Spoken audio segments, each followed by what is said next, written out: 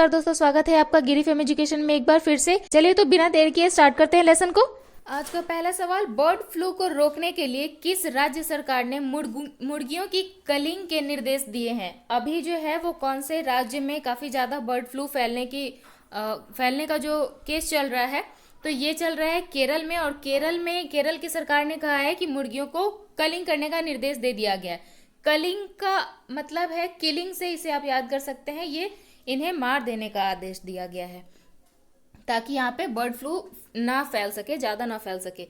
गंगा आमंत्रण अभियान जो एक खुला पानी रैफ्ट और कायाकिंग अभियान है, किस जगह से गंगा सागर के बीच आयोजित किया जाता है? तो ये होता है देवप्रयाग में।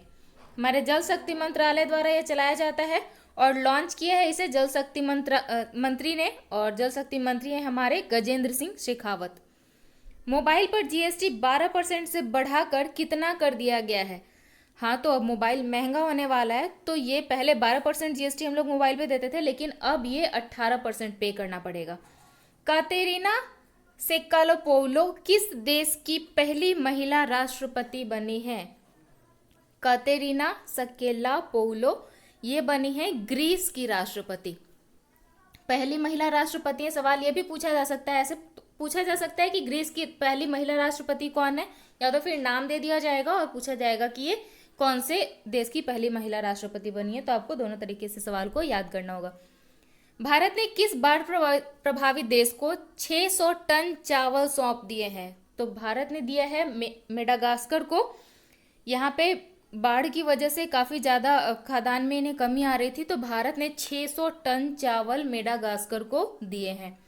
किस देश ने कोरोना वायरस से लड़ने के लिए 1962 ईस्वी के बाद पहली बार अंतरराष्ट्रीय मुद्रा कोष से वित्तीय मदद मांगी है? तो ये मांगी है ईरान ने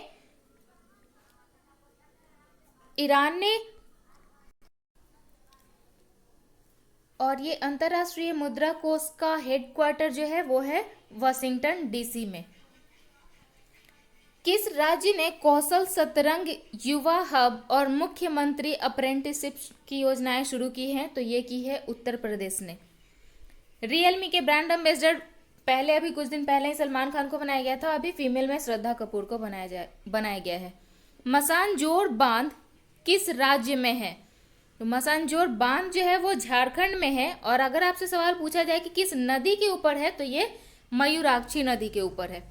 अंतर्राष्ट्रीय ओजोन लेयर संरक्षण दिवस, international ozone layer conservation day मनाया जाता है 16 सितंबर को। हरमीत देसाई कौन से खेल से संबंधित हैं? हरमीत देसाई क्या खेलती हैं? तो हरमीत देसाई टेबल टेनिस खेलती हैं। दुनिया के पहले 100% सोलर एयरपोर्ट कौन है? तो दुनिया में पहला ऐसा सोलर एयरपोर्ट है जो 100% सोलर सिस्टम से चल रहा है, यह है कोचीन हवाई अड्डा, मतलब कोचीन एयरपोर्ट। पुअर इकोनॉमिक किताब के लेखक कौन है? किसने लिखी है? पुअर इकोनॉमिक लिखी है अभिजीत बनर्जी ने। मैथॉन डैम कहाँ है? मैथॉन बांध जो है ये बड़ाकर नदी पर है और ये झारखंड में है।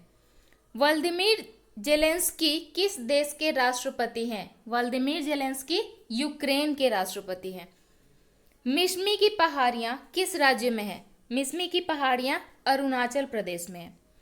यूनिवर्सिटी ग्रांट कमीशन के चेयरमैन कौन है? यूनिवर्सिटी ग्रांट कमीशन के चेयरमैन बने हैं अभी धीरेन्द्र पाल।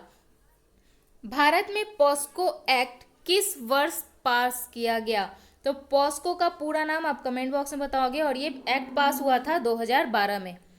कौन से देश ने 48 देशों के नागरिकों के लिए टूरिज्म वीजा फी से छूट दे दी है? अब इन्हें टूरिज्म वीजा फी नहीं देनी पड़ेगी। ये कौन से 48 देश हैं? कौन से देश ने 48 देशों को ये नागरिकता के लिए वीजा फ्री दी है? ये श्रीलंका ने किया है। CIA सेंट्रल इन्वेस्टिगेटिव एजेंसी की पहली महिला डायरेक्टर किसे नियुक्त किया गया? तो पहली फीमेल डायरेक्टर हैं CIA की जीना हैस्पल। भारत में लंबे समय के लिए सीएम बनने का रिकॉर्ड किसने बनाया? सबसे लंबे समय तक सीए बने हैं पवन कुमार चामलिंग।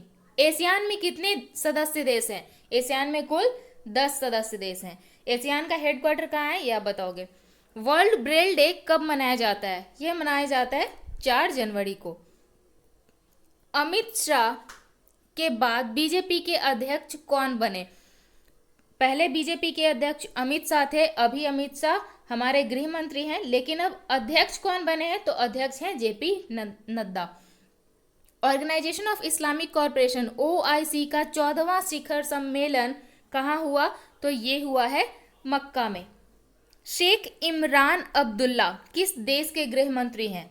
ये मालदीव के गृह मंत्री हैं। यूनिसेफ के अनुसार 1 जनवरी 2020 को बच्चों के जन्म के मामले में कौन सा देश तीसरे स्थान पे रहा? मतलब सबसे ज्यादा बच्चों का जन्म कौन से देश में हुआ?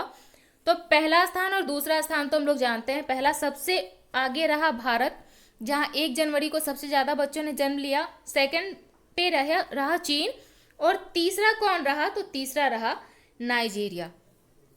तो आई होप कि आपके लिए क्वेश्चन रिलेवेंट रहे होंगे। अगर आपको अच्छा लगा, आपके लिए रेलेवेंट लगा है, तो एक लाइक, और अगर अपने दोस्तों के साथ शेयर करना चाहते हो डेफिनेटली कीजिए, क्योंकि ये सारे गवर्नमेंट एग्जामिनेशन को ध्यान में रखते हुए ये सारे क्वेश्चन बनाए गए हैं।